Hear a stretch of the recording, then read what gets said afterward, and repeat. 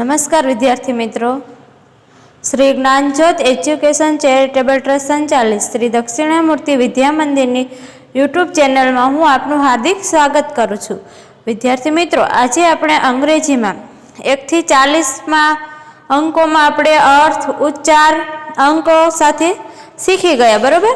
પછી ગુજરાતી અંકો સામે અંગ્રેજી અંક લખતા શીખી ગયા, અંગ્રેજી અંક સામે ગુજરાતી અંકો લખતા શીખી ગયા છે. આજે આપણે યુનિટ 64માં 21 થી 40 અંકો છે, અંગ્રેજી ઉચ્ચાર સામે ગુજરાતી અર્થ લખતા શીખવાનું છે.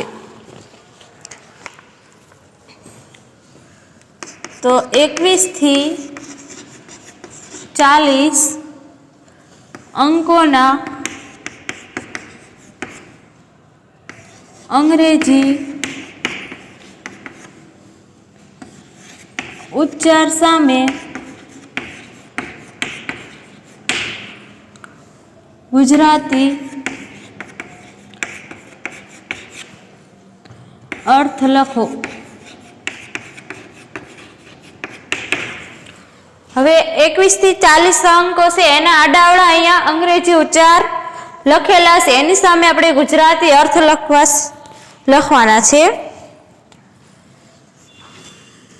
પેલું છે 30,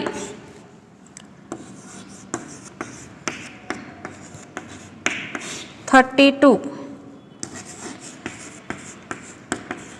38,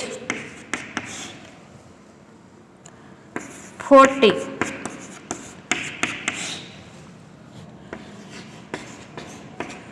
31,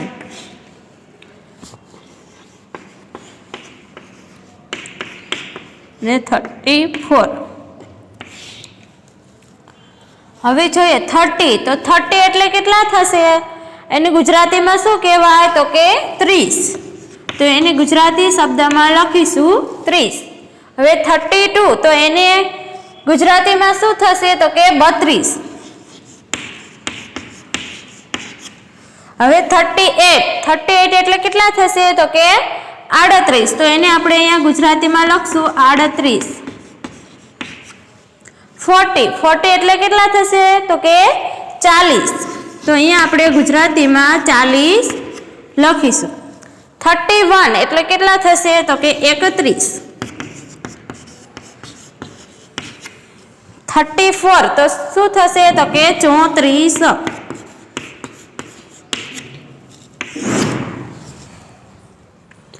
બીજી લાઈન જોઈએ 35,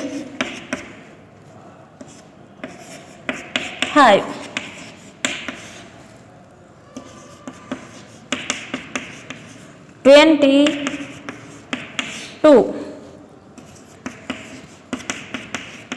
24,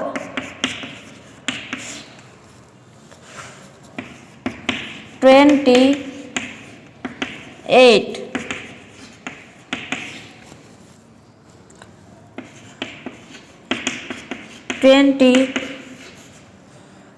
23.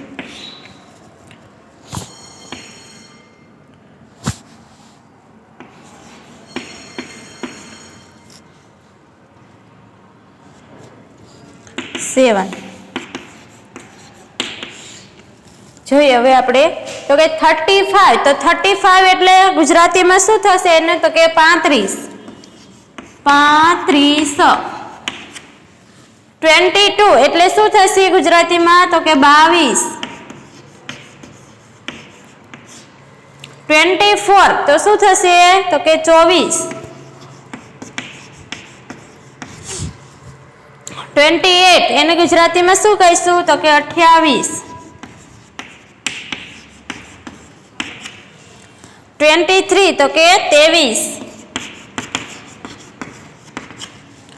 37 એને ગુજરાતીમાં શું કહીશું? તો કે 37. 37.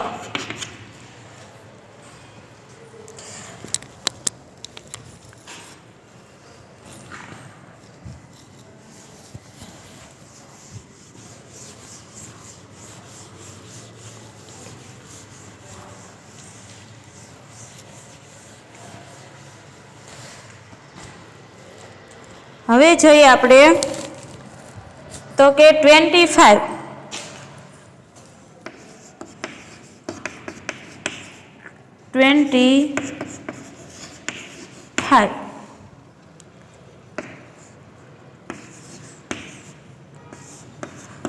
36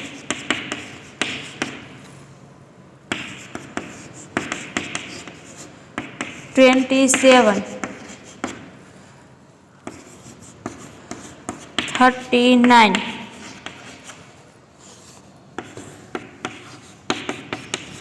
26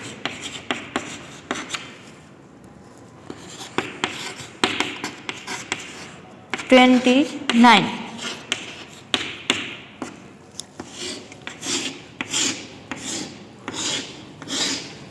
જોઈએ હવે 25 તો એને ઇંગ્લિશમાં ઉચ્ચારશે એની સામે ગુજરાતી અર્થ શું થશે તો કે 25.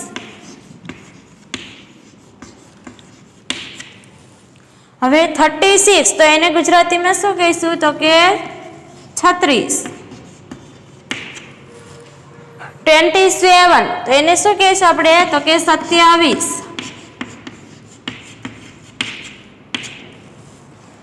39 તો એને શું કહીશું આપણે તો કે 39.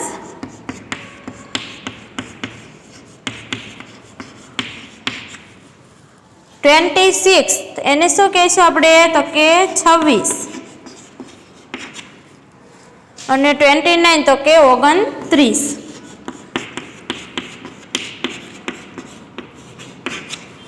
બરોબર. આ ગુજરાતી અંગ્રેજી ઉચ્ચાર સામે ગુજરાતી અર્થ આપણે લખતા શીખ્યા.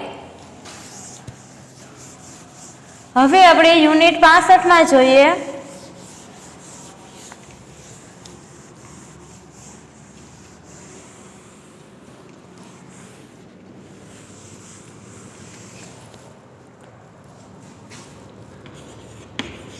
યુનિટ 65 માં જોઈએ તો 21 થી 40 અંકોના ગુજરાતી અર્થ સામે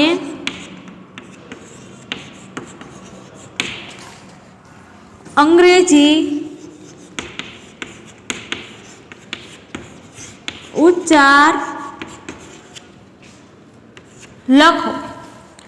આપણે પહેલા અંગ્રેજી ઉચ્ચાર સામે ગુજરાતી અર્થ લખતા શીખ્યા. હવે આપણે ગુજરાતી અર્થની સામે અંગ્રેજી ઉચ્ચાર લખતા શીખવાનું છે. તો પેલું છે 21.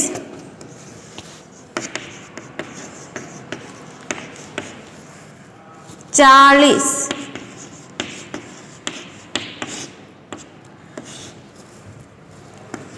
32 25 30 36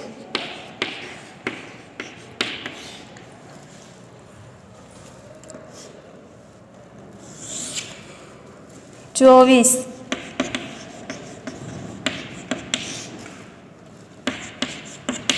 33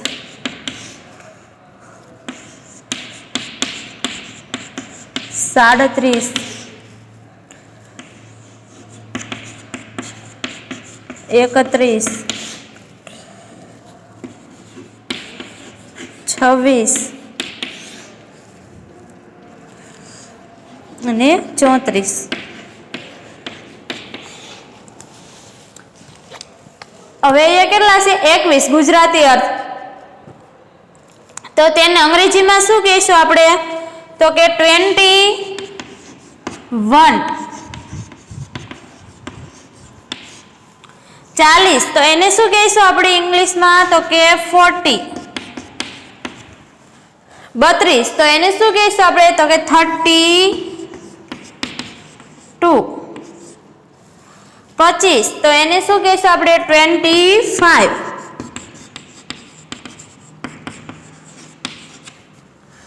30 તો એને શું કહીશું આપણે તો કે 30. 36 એને શું કહીશું આપણે તો કે 36. હવે 24 ને શું કહીશું તો કે 24.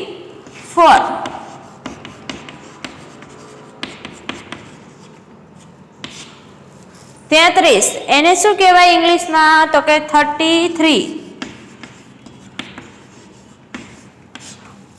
37 એને શું કહેવાય? તો કે 37. 31 તો એને શું કહેવાય ગુજરાતીમાં? એટલે અંગ્રેજીમાં? તો કે 31. 26 તો કે 26.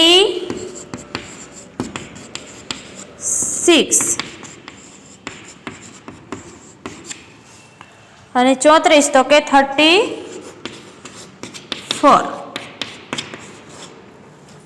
આપણે અહીંયા ગુજરાતી અર્થ સામે અંગ્રેજી ઉચ્ચાર લખતા શીખી ગયા.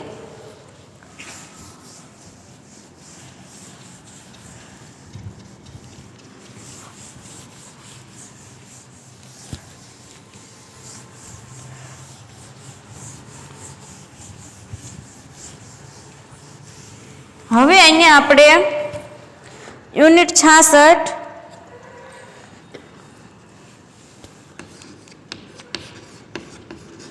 શુભ શબ્દો.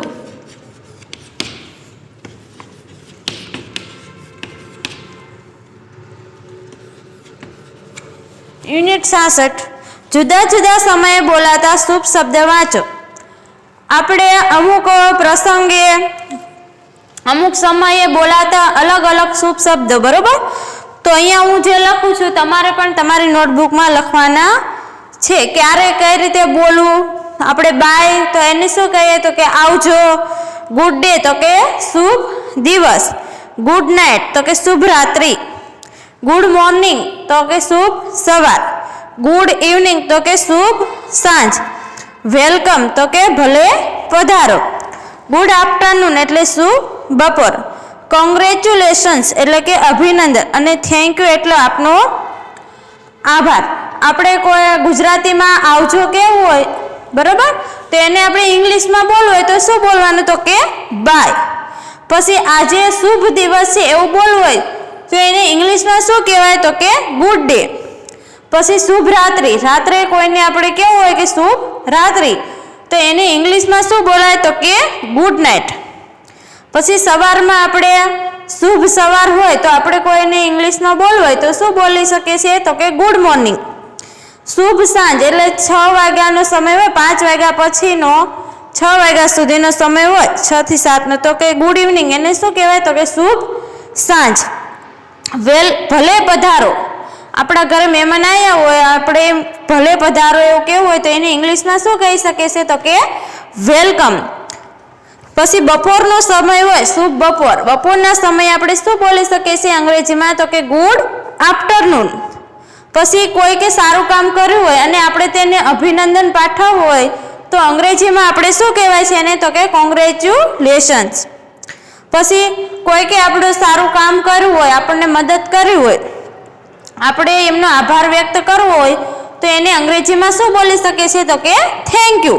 તો હું અહીંયા એવા કેટલાક શબ્દ લખું છું, તમારે પણ નોટબુકમાં લખવાના છે.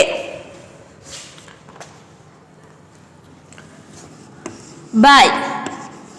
બાય એટલે કે આવજો. ગુડ ડે તો કે શુભ દિવસ.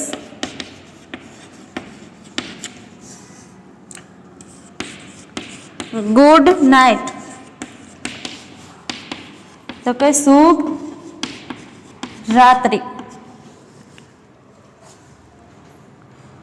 ગુડ મોર્નિંગ તો શું કહેવાય એને? તો કે શુભ સવાર.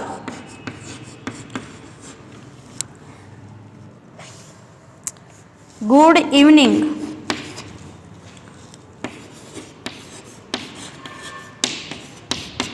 ગુડ ઇવનિંગ એટલે શું થશે? તો કે શુભ સાંજ.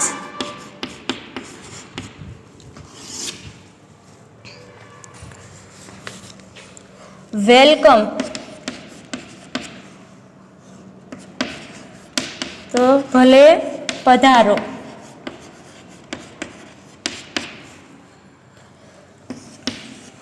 Good afternoon.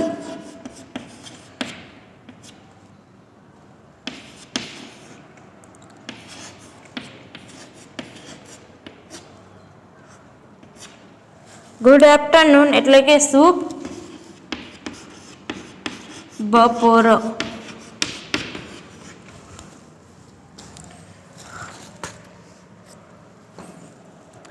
કોંગ્રેચ્યુલેશન્સ. કોંગ્રેચ્યુલેશન્સ તો શું થાય? અભિનંદન.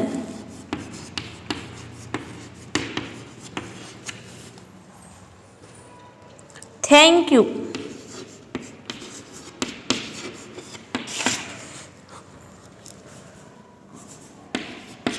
તો કે આપનો આભાર.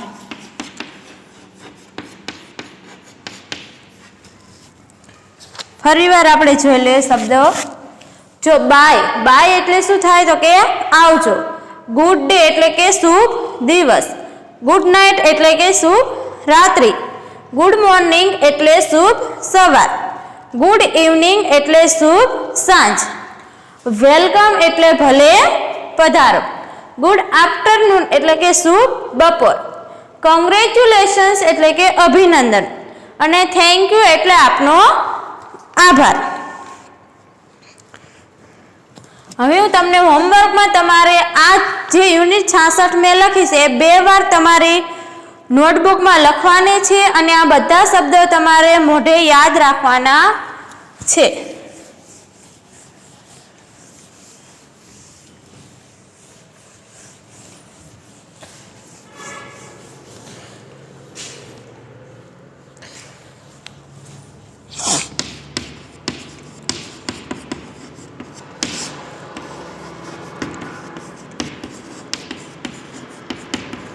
અંગ્રેજીમાંથી યુનિટ 66 એટલે કે જે મેં શુભ શબ્દ બધા લખાવ્યા, કયા સમયે કયા શબ્દ બોલવા, તે તમારે 2 વાર નોટબુકમાં લખવાના છે.